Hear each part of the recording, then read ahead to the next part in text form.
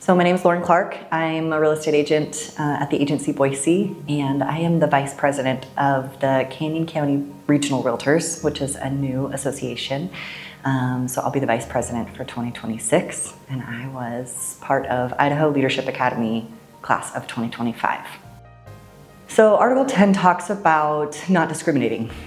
So obviously the class is covered within that, and just making sure that you treat every client fairly.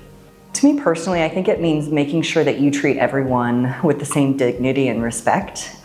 So for me, I try to make sure that I really listen to each of my clients, ask clarifying questions, and not make assumptions. I think that's really where we find ourselves getting into trouble, is when we start to assume things based on what we might see or think we know about a client.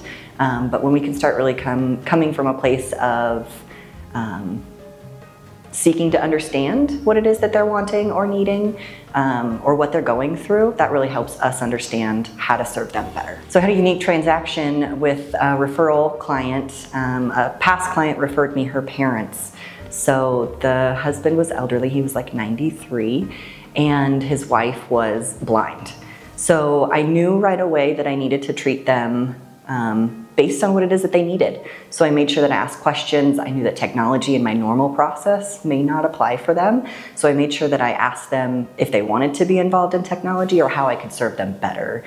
And then making sure that I really slowed things down to making sure that they felt comfortable and understood what was going on well. I think that goes back to being, just being aware of what you don't know. We all have blind spots, but making sure that we seek to understand and listening to our clients.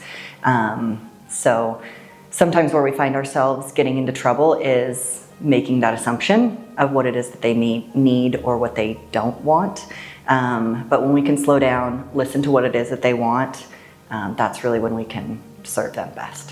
I would say the best advice is, again, just coming from a place of seeking to understand, making sure that you're really building that relationship. And when you build that relationship, that creates trust between you and your client. And when you start to form that trust, that's when you can really come from a place of serving them with integrity and making sure that you're serving them to the best of your ability. We all have information at our fingertips. So us as real estate agents need to make sure that we are educated and aware of what's going on. But we also have to be aware that our clients and the consumer has a lot of information at their fingertips. So again, listening to what it is that they're needing and wanting, and then directing them to receive the information or the correct information that they need, and treating each of them fairly and respectfully. While reviewing this, I wanted to make sure that I didn't fall into some of those traps that we find ourselves in, because we all do fall short sometimes. And so I think a lot of times agents find themselves in a situation where they're unaware or they don't know how to respond if they have a client come to them with a disability or a need that they're unaware of, and how to serve them. So just making sure that you come from a place of curiosity and genuinely trying to serve them by asking them questions and reaching out to them. I don't think our clients expect us to know everything, especially if they have a disability, but treating them fairly and respectfully is the key in this.